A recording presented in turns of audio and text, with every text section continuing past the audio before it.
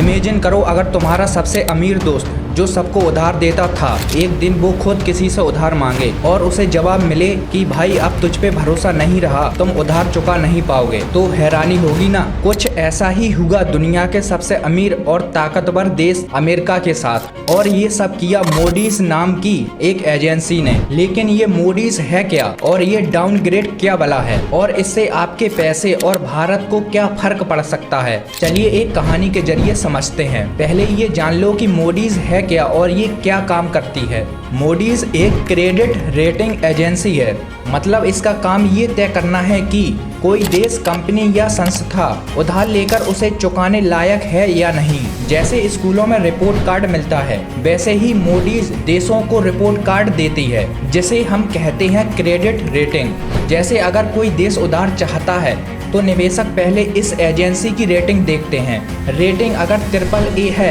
तो सेफ है, BA या B है तो कंट्री को उधार देना रिस्की है। अमेरिका को मूडीज ने बहुत पहले से ही ट्रिपल ए यानी टॉप क्लास रेटिंग दी हुई थी, मतलब पहले अमेरिका दुनिया में सबसे भरोसेमंद कर्जदार था। अब यहाँ आता है ट्विस्ट। मूडीज ने अमेरिका की रेटिंग नहीं घटाई, लेकिन उसका आउटलुक स्टेबल से नेगेटिव कर दिया। यानी रिपोर्ट कार्ड में लिखा है अभी तो पास है, लेकिन ये बच्चा नहीं सुधरा तो अगली बार फेल हो सकता है, क्योंकि अमेरिका का सरकारी कर्ज इतना ज्यादा हो गया है कि अब उसे चुकाने की क्षमता पर शक होने लगा है। सेना, सब्सिडी, हेल्थ, इंफ्रास्ट्रक्चर और कमाई यानी टैक्स उतनी नहीं है, और बार बार अमेरिका में सरकार बंद होने की नौबत आ जाती है, जिससे इस पॉलिसी का रिस्क बढ़ता है। यही देखकर मूडीज ने बोला कि तू भरोसे के लायक है, पर अब थोड़ा डर लगने लगा है। तो चलिए देखते हैं कि अब इस आउटलुक डाउनग्रेड का असर अमेरिका, इंडिया और दुनिया पर क्या हो सकता है। अमेरिका को उधार महंगा मिल सकता है क्योंकि निवेशक अब ज्यादा ब्याज मांगेंगे,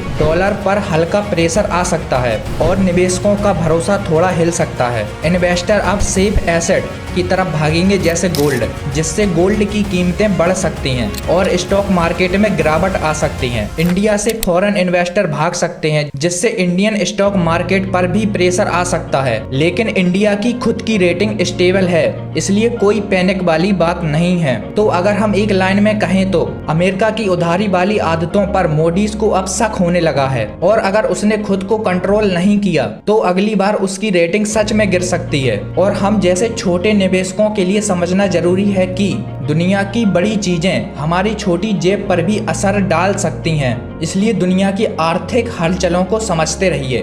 सब्सक्राइब कीजिए इस चैनल को, जहां आपको मिलेगा फाइनेंस फैक्ट और फन आसान भाषा में।